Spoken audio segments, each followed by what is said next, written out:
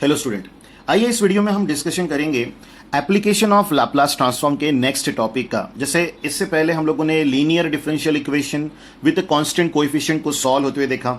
उसके बाद हमने एप्लीकेशन ऑफ लाप्लास ट्रांसफॉर्म में साइमल्टेनियस डिफरेंशियल इक्वेशन को सॉल्व होते हुए देखा। और आज के इस वीडियो में हम डिस्कस करने जा रहे हैं बच्चों इंटीग्रल इक्वेशन को। तो अब हम एप्लीकेशन ऑफ लाप्लास ट्रांसफॉर्म से इंटीग्रल इक्वेशन को सॉल्व करने की कोशिश करेंगे और सीखेंगे कि न्यूमेरिकल कैसा होता है। कि सबसे पहले जो हम बात जानना चाहते हैं वो है कि इंटीग्रल इक्वेशन का मीनिंग क्या है। तो वो होता है बच्चों an equation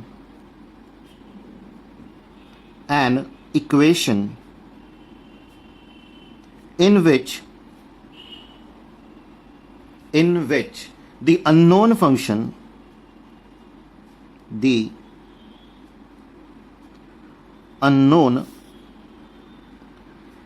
function comes under integral sign. Integral sign is called an integral equation.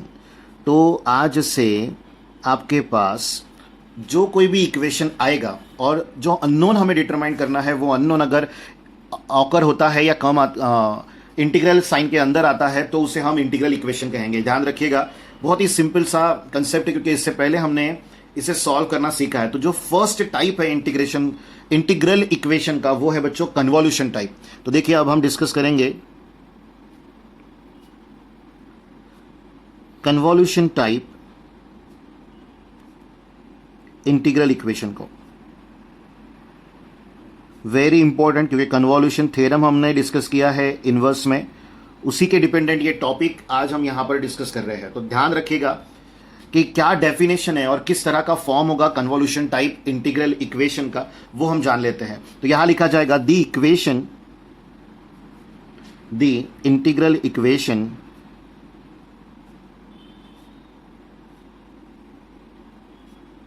Of the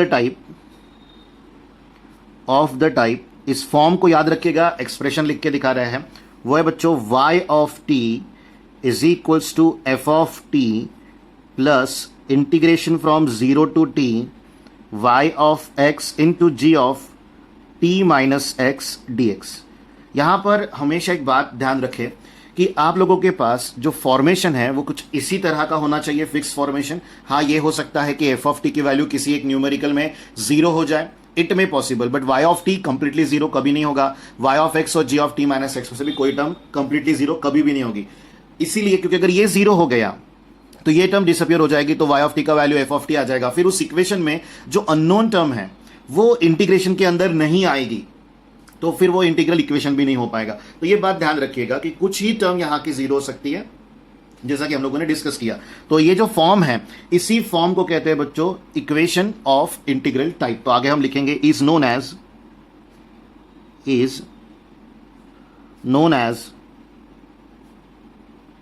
equation of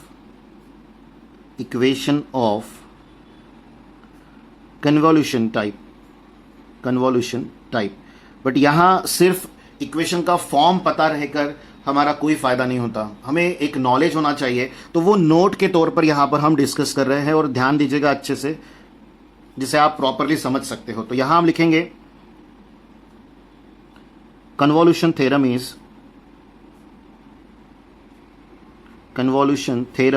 is, और क्या है बच्चों convolution theorem? L inverse of f bar of s into g bar of s is equals to integration from 0 to t f of u g of t minus u du। अब एक बात जो यहां पर आप सभी ने नोटिस करनी चाहिए, काफी सिंपल है और आप उसे अंडरस्टैंड कर सकते हो। ये इंटीग्रल और ये इंटीग्रल देखिए कंप्लीटली सेम है, फर्क सिर्फ इतना है कि पहला फंक्शन यहां f है, यहां पर y है, और वेरिएबल u लेकर चल रहा है, यहां x लेकर चल रहा है। तो वैसे भी हमें एक बात याद होनी चाहिए कि डेफिनेट इंटीग्रेशन की प्रॉपर्टी के हिसाब से फंक्शन सेम होना चाहिए, और अगर वेरिएबल का डिफरेंस क्रिएट होता है तो आंसर सेम ही आता है, और साथ में सेम होना चाहिए उसका इंटीग्रल लिमिट। तो हमेशा एक बात ध्यान रखिएगा कि अगर एक ऐसा इंटीग्रल आपको मिल जाता है जहां पर उसका लिमिट सेम है, फंक्शन सेम है, बट वेरिएबल का डिफरेंस है, तो उससे आंसर में कभी कोई फर्क नहीं पड़ेगा। बट जो इंपॉर्टेंट है वो बात क्या है, आपको यहां पर गिवन क्वेश्चन में ये वाली साइड मिलने वाली है, तो आप वहां पर अप्लाई करोगे लाप्लास ट्रांसफॉर्म। तो कन्वोल्यूशन थ्योरम का जो टर्म है उसका डायरेक्ट लाप्लास ट्रांसफॉर्म कैसे डिटरमाइन होता है ये हमें पता होना चाहिए, और वही हम इस नोट में डिस्कस कर रहे हैं। तो देखिए, ये पता होने से एक और टर्म पता कर सकते हैं, वो है Laplace of integration from 0 to t। यहां आ जाएगा बच्चों एफ ऑफ यू इंटू आ जाएगा g of t minus u, साथ में आ जाएगा d u, curly bracket close. यहां आएगा बच्चों f bar of s into आ जाएगा जी बार ऑफ एस। और इंपॉर्टेंटली यहां पर एक बात नोटिस कीजिएगा जो हम सभी को पता है।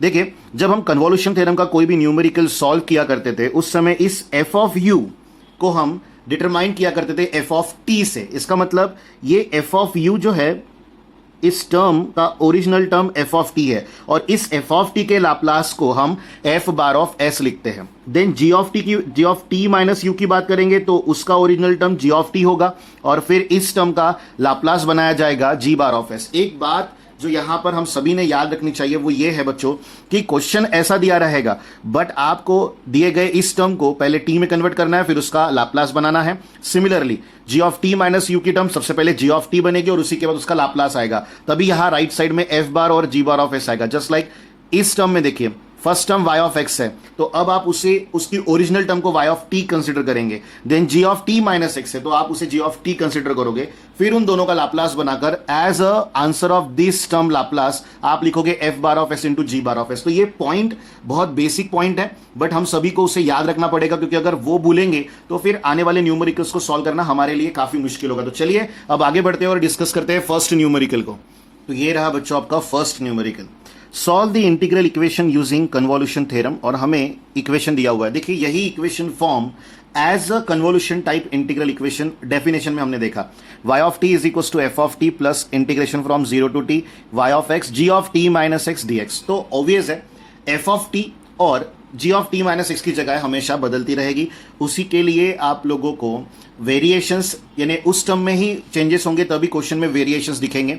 और इस टाइप का न्यूमेरिकल हमेशा कन्वोल्यूशन थ्योरम से सॉल्व किया जाना चाहिए, और न्यूमेरिकल में वो बात मेंशन भी होगी, तो आपको आइडेंटिफिकेशन के लिए ज़्यादा तकलीफ नहीं होने वाली। बट जब बात करते हैं हम प्रीवियस टॉपिक की, तो वहाँ एक डिफरेंशियल इक्वेशन आने पर उसे कैसे सॉल्व करना चाहिए और दो डिफरेंशियल इक्वेशन आने पर कैसे सॉल्व करना चाहिए, ये हमें पता है। अब देखिए, इस पूरे एक्सप्रेशन में, इस दिए गए इक्वेशन फॉर्म में हमारे पास कहीं पर भी dy बाई डी एक्स की टर्म नहीं है। तो ये बात ध्यान रखिएगा, ये कोर इंटीग्रल इक्वेशन है, तो कोई कंफ्यूजन क्रिएट ना होने दे। चलिए सोल्यूशन की तरफ बढ़ते हैं।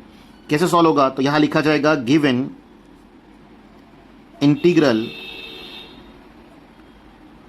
इक्वेशन इज, यहां आएगा बच्चों y of t is equals to t plus integration from 0 to t y of x into sine of t minus x d x. एक बात यहां पर हमेशा ध्यान रखिएगा कि प्रीवियस टॉपिक्स में पढ़ी हुई जो स्टेप्स है और इस टॉपिक में पढ़े जाने वाली जो स्टेप है उनमें ज़्यादा डिफरेंस है नहीं। हर न्यूमेरिकल शुरू लाप्लास से होगा और खत्म इनवर्स लाप्लास पे होगा, यानी हमें वही स्टेप्स को फॉलो करना है, बट जो इक्वेशन गिवन दिया जाता है उसमें अब चेंजेस होते रहेंगे। तो यहां का नेक्स्ट स्टेप क्या रहेगा, taking Laplace transform on both side.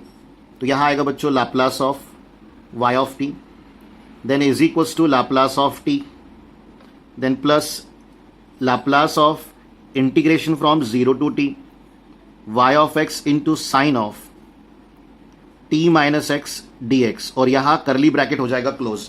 और इंपॉर्टेंटली यही स्टेप के बाद, यानी इस स्टेप के बाद का जो हम लिखने वाले हैं वो काफी इंपॉर्टेंट है। यहां पर ही वो टर्निंग पॉइंट है जहां मैक्सिमम स्टूडेंट्स की गलतियां हो जाती है, तो वो स्टेप की तरफ ढंग से ध्यान दीजिएगा। देखिए बच्चों, Laplace of y of t denote किया जाएगा y बार ऑफ s से। लाप्लास ऑफ t है बच्चों ये, this is 1 factorial upon s square, ये t to the power n का जो हमारा स्टैंडर्ड फॉर्मूला है लाप्लास का, उसे हमने यहां लिखा है। देन प्लस, जैसे ही आप इस टर्म के पास आते हो तो देखिए ये कन्वोल्यूशन का लेफ्ट हैंड साइड है जिसे हमने लाप्लास में कन्वर्ट किया था, और उसके राइट साइड में एफ बार जी बार होता है। तो आपको जैसे समझाया गया है वैसे ही यहां इंप्लीमेंट कीजिएगा। देखिए, इस y ऑफ t से, सॉरी, इस y ऑफ x का जो ओरिजिनल टर्म है उसे हम y ऑफ t लिखेंगे, और इस y ऑफ t का निकलेगा अब लाप्लास। तो y ऑफ t का लाप्लास डिनोट होता है बच्चों y बार ऑफ s से। आगे बढ़ते हो तो ये है आपका g of t minus x का टर्म, जिससे आपको जनरेट करना है जी ऑफ टी। अब obviously g of t generate करना है तो यहां जी ऑफ टी आएगा बच्चों साइन टी, यानी हमें टी माइनस एक्स को टी लिखना था तो हमने बड़े सिंपल तरीके से यहाँ टी लिखा है, तो वो साइन टी है। और साइन टी के लाप्लास की वैल्यू क्या होती है वो ओरली हमें पता है, वो है बच्चों 1/s² + 1, जैसा कि हमने डिस्कस किया है। फिर से एक बार देखिए, ये टर्म जो y ऑफ x है, इसका जब लाप्लास निकालोगे तो वो y ऑफ t आएगा, और y ऑफ t का जो आंसर है वो directly y bar of s लिखेंगे। Then sine of t minus x को पहले g of t which is sine t में कन्वर्ट किया जाएगा और उसके बाद उसका लाप्लास बनाया जाएगा, और इसके बाद जो प्रोसेस आपको याद है उसी को यहां पर आपको आगे बढ़ाना है, यूज करना है। y बार ऑफ s का टर्म, जो भी बार के टर्म्स होते हैं वो कहां होते हैं बच्चों, on the left hand side. तो ये y बार ऑफ s का टर्म लेफ्ट में लाया जाएगा, y bar of s common निकालेंगे, फिर उसके साथ जो भी टर्म आएगा उसे राइट साइड में डिवाइड किया जाएगा, जिससे y बार ऑफ s की वैल्यू जनरेट होगी, और फिर हम अप्लाई करेंगे बच्चों इनवर्स लाप्लास। तो आगे देखिए बच्चों, लेफ्ट हैंड साइड में y बार ऑफ s का टर्म ऑलरेडी है, then 1/s² + 1 y bar of s का एक और टर्म आ जाएगा, इज इक्वल्स टू 1/s² की टर्म बचेगी। लेफ्ट हैंड साइड से जैसे ही y bar of s term common निकलेगा, 1 - 1/s² + 1 का टर्म रिमेन हो जाएगा, is equals to 1/s² term जो बचा हुआ है एज इट इज है। इससे आगे बढ़ते हो तो क्रॉस मल्टीप्लीकेशन करना है हमें, यहां आएगा बच्चों s² + 1 - 1 अपॉन आ जाएगा s² + 1 into y bar of s का टर्म आ जाएगा, देन 1/s² + 1 - 1 गेट कैंसिल। ये जो y बार ऑफ s का मल्टीप्लाई टर्म है, अगर आप इसे लेफ्ट में ट्रांसफर करें तो ये डिवाइड यहां आके मल्टीप्लाई बनेगा बच्चों, और ये मल्टीप्लाइड टर्म यहां आके क्या बनेगी, डिवाइड। तो ये छोटे छोटे जो पॉइंट्स है ये आपको हमेशा ध्यान रखने हैं। देखिए y बार ऑफ s का टर्म सिंगुलर हो जाएगा तो 1/s² इंटू यहां आ जाएगा बच्चों s² + 1 अपॉन s²। अगर आप इसे सिंप्लीफाई करें तो क्या टर्म आएगी, देखिए s² + 1 अपॉन s⁴। ये दोनों मल्टीप्लाई हो जाएंगे आपस में। अब हमें इस टर्म का क्या डिटरमाइन करना है बच्चों, बहुत ही सिंपल है, वो है इनवर्स लाप्लास। पर उससे पहले ये टर्म सिंप्लीफाई होनी चाहिए, तो यहां हम अप्लाई करेंगे डिनोमिनेटर का सेपरेशन। तो जैसे ही आप डिनोमिनेटर सेपरेट करोगे ये s² इस टर्म के साथ कैंसिल हो जाएगा, तो यहां आएगा बच्चों y bar of s is equals to 1/s², then +1 upon s⁴। यहां अब लिखा जाएगा taking inverse Laplace transform on both side. तो यहां आएगा बच्चों L inverse of y bar of s is equals to L inverse of 1/s² अलग, then plus L inverse of 1/s⁴ अलग। इससे आगे बस एक स्टेप बाकी है बच्चों, जिससे आंसर आ जाएगा। लेफ्ट हैंड साइड में टर्म आएगी y ऑफ t, ध्यान देखिए 1/s² है तो यहां हमने लिखना चाहिए t⁻1/1 factorial, then plus similar s⁴ है तो एक कम पावर में हम लिखेंगे तो t⁻3 अपॉन क्या आ जाएगा बच्चों, 3 फैक्टोरियल। अगर आप इसे सिंप्लीफाई करें और तो आंसर आएगा y of t is equals to, यहां टर्म t आएगी और यहां t³ आ जाएगा बच्चों 6, और ये है हमारे फर्स्ट न्यूमेरिकल का फाइनल आंसर। तो इस तरह एक इंटीग्रल इक्वेशन सॉल्व किया जाता है बच्चों, जिसमें आपको ज्यादा तकलीफ नहीं होती। बस वो जो एक स्टेप थी जिसमें हमने लाप्लास बनाया था एक कन्वोल्यूशन टाइप इंटीग्रल का, वो स्टेप आपको समझी होनी चाहिए। बाकी सभी प्रोसेस एज इट इज ही है, उसमें ज्यादा चेंजेस नहीं होते। तो चलिए एक और बार इसी प्रोसेस को अंडरस्टैंड करने की कोशिश करेंगे। तो ये रहा बच्चों आपका second numerical, solve the integral equation and find f of t if integration from 0 to t f of u upon root of t minus u du is equals to √t।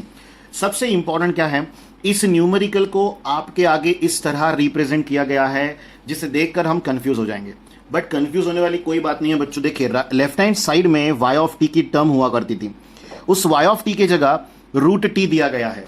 वैसे भी देखिए y ऑफ t ही रहेगा, ऐसा तो हमने कभी नहीं कहा। वो जैसा एक इक्वेशन आपके पास देंगे जिसमें इंटीग्रल का लिमिट 0 से t होगा, वो हमारे लिए इंटीग्रल इक्वेशन होगा, या तो न्यूमेरिकल में जो मेंशन्ड है इंटीग्रल इक्वेशन आप उसे देखकर भी ये बात जान सकते हो। तो अब न्यूमेरिकल जैसे हम सॉल्व किया करते थे वैसे ही सॉल्व करेंगे, but in A proper manner. पहले उसे लिख लेते हैं। तो यहां लिखा जाएगा बच्चों गिवन इंटीग्रल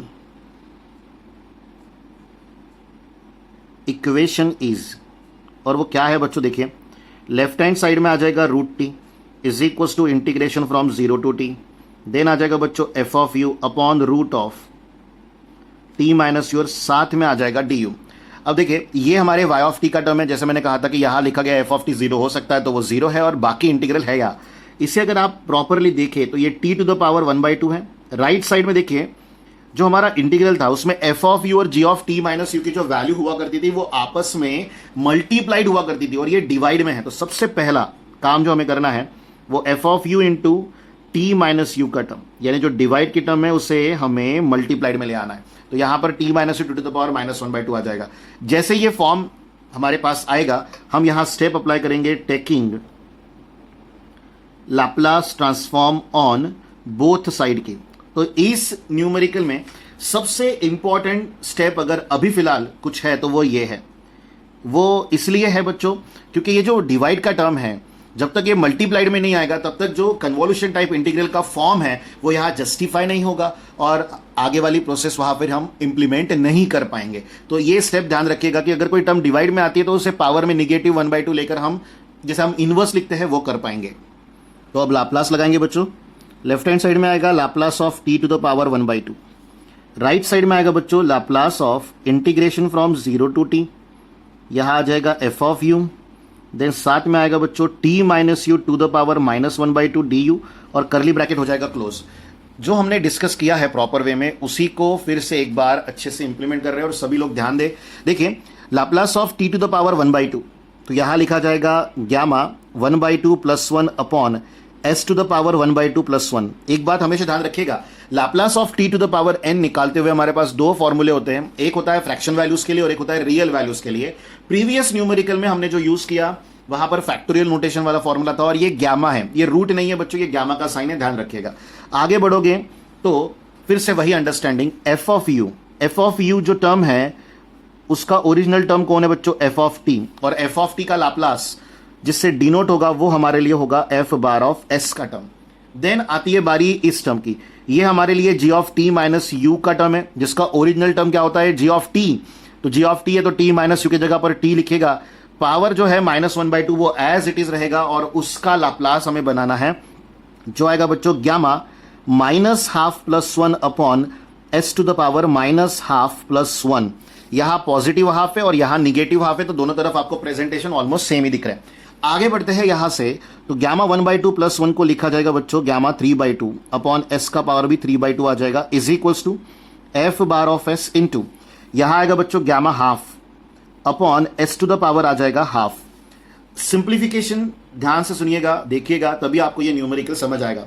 गैमा 3/2 की अगर आपको वैल्यू देखनी है तो वो कैसे आएगी, गैमा 3/2 की वैल्यू होती है बच्चों 1/2 root pi upon s to the power आ जाएगा 3/2। अगर मन में सवाल हो कि गामा 3/2 की वैल्यू 1/2 रूट पाई कैसे आ रही है तो हमने इनिशियल क्लासेस देखने चाहिए जहां पर डिटेल में आप लोगों को समझाया गया है कि t टू द पावर 1/2, 5/2, 3/2, 7/2, 9/2 ऐसी टर्म आने पर कैसे लिखा जाता है। तो एक बार वो वीडियो जरूर देखें।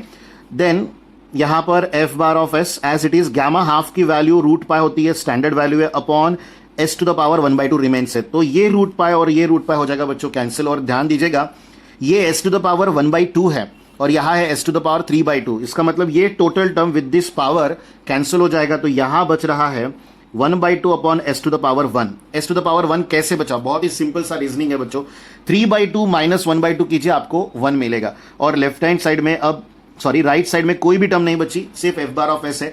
हमें f बार ऑफ s की टर्म हमेशा कहाँ चाहिए, तो डिसीजन हमारा फाइनलाइज्ड है बच्चों की वो टर्म हमेशा हम कहाँ रखते हैं, लेफ्ट हैंड साइड में। तो यहां लिखेंगे f bar of s is equals to 1/2s। जैसे ही f बार ऑफ s की वैल्यू आती है हम लिखते हैं taking inverse Laplace transform on both side, और इसके बाद ऑपरेटर आ जाएगा is equals to l inverse of. देखिए l इनवर्स के अंदर सिर्फ 1/s की टर्म आएगी, 1/2 बाहर रहेगा।